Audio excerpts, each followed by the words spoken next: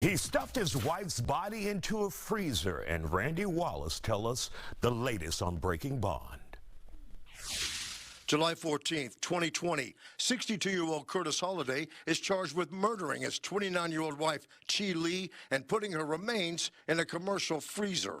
He remained in custody for about 15 months, and all of a sudden, he magically somehow gets out. June 2022, the FBI raids A. Abel Bonding Company. The CEO, Sheba Maharib, was an agent for financial casualty insurance. One of the things we started looking at was large bond approvals. Like Holliday's $300,000 bond. So we started looking at indemnitors and talking to them to verify the information that was given to us.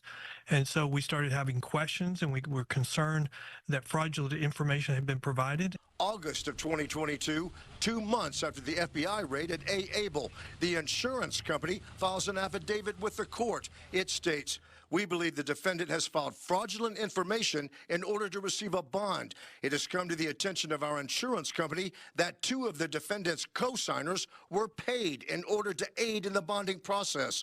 We were unaware of these circumstances. We are asking to be removed from all liability." The document states Sheba Maharib was paid a fee of $40,400. Good says changes have been made to the large bond approval process. When you see that there's somebody that may be trying to take advantage of your systems that you have in place, you're always trying to improve them. Last month, Curtis Holliday pled guilty to murder and was sentenced to 10 years. He could actually be sentenced to a longer prison sentence for obtaining fraudulent a bond than he can for murder. So you have to ask, is there corruption in the bond system in Houston? We talked to Sean Tier about that. And joining us now here on The Factor Uncensored, we have with us Sean Tier, who's a Democratic District Attorney nominee. And of course, he could soon be District Attorney here in Harris County. And that's why this issue is so important to him. Sean, we saw a major bust, a raid by federal agents as well as local law enforcement agencies take down a bail bond agency and arrest many of those who were tied to that. For those who are trying to figure this all out and what it means to the average Harris County resident or Houstonian, give us some of that. You know, without knowing all the facts, but having read the indictments, I think it really goes a long way in explaining what we've seen over the course of the last few years, which is, despite a lot of the media saying this, the violent criminals have had higher bonds in the last few years than we've seen historically overall. And many of us inside have been wondering over and over how more and more of them have been able to get out. And now it appears we know some bad actors within that industry have been allowing violent criminals out through fraudulent means, and that directly affects public safety. And for those who are wondering how that process, and I'm not asking for all the intricate details, but how they were able to get some of these violent criminals out when they may not have qualified financially or with real estate to be allowed out on bond.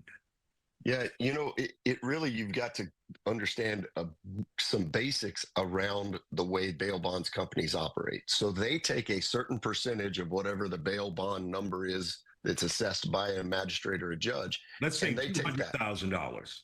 Okay, so they'll take, let's say, 10% of that up front from the defendant and or their family. So that's what, $20,000. The accused and their family do not get that money back regardless of whether they come to court or not. That goes directly to the bail bonds companies. The bail bond companies are supposed to then put up the full amount with the court. If the individual returns to court and the case is disposed of in any way, the bail bonds company gets their money all back, all $200,000. So what they have been doing is making it appear, apparently, to the court that this individual has the means by which they can recover that money if needed, and so they don't have to put up the full amount to the court, the bail bonds company.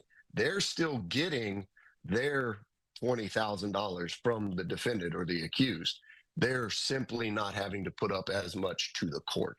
So this is the way that they're getting these individuals out and still minimizing their risk to ever lose money in the long run. And for those who are wondering, you know, do we know how long this scheme went on? Obviously, the feds are not going to put everything in their indictment. They're kind of secretive. We know that. Yes, they are. But apparently it was enough people to raise some red flags who didn't properly follow the procedure. You know, we don't know, obviously, how long this has been going on with these charged individuals. And I think even more concerning, we don't know how rampant this is within this industry. We do know that this one organization has been doing it for at least 2 years, because this has been an investigation that's been ongoing for at least that long. So I think we're going to find out more and more, those of us that are very tuned into this, in short order. But it may take quite a while for the full breadth of this investigation to come to light.